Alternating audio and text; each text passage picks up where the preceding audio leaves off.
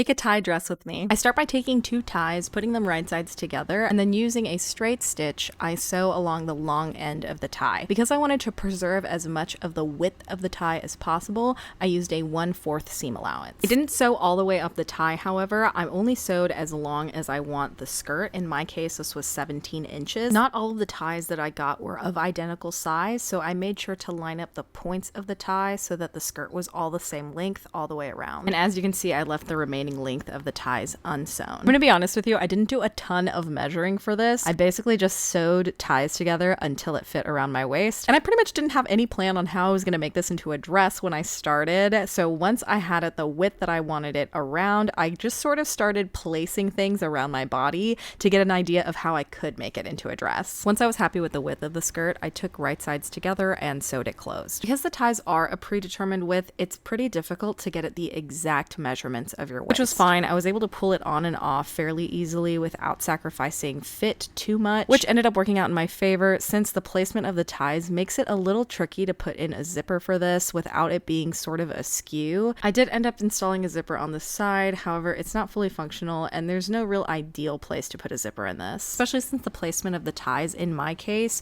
ended up where there was no true center back seam. I still had no real plan here, but I started to measure out how many ties I would need to create the bodice portion of the dress. In my case, I started off with 4 and all I did was continue the seam that I had already created for the skirt and just brought it up into the bodice. I did decide to go ahead and add a 5th tie just for extra coverage. Once I had those 5 ties sewn together, I went ahead and took a 6th tie, put that one right sides together with the panel I had just created at an angle. This is going to create the cross back strap. And as you can see, I'm not really cutting off any of the ties yet. I pretty much did this because I had no plan and I wanted to make sure that I could backtrack in case I changed my mind. At this point, it was finally starting to look like a dress. I went ahead and cut off the portions that overlapped the strap. I saved the excess fabric, however, so that I could create additional cups just to add some more coverage. I also used a portion of this excess fabric to add a panel on the side going in at an angle. Before I installed this panel, however, I did add a dart to the cup as well. Again, there was no measuring here, no math, only vibes. Basically, I tried the garment on and I pinched the fabric around the bust until it looked like it was the appropriate size. I then took the remaining portion of the fabric that I had cut previously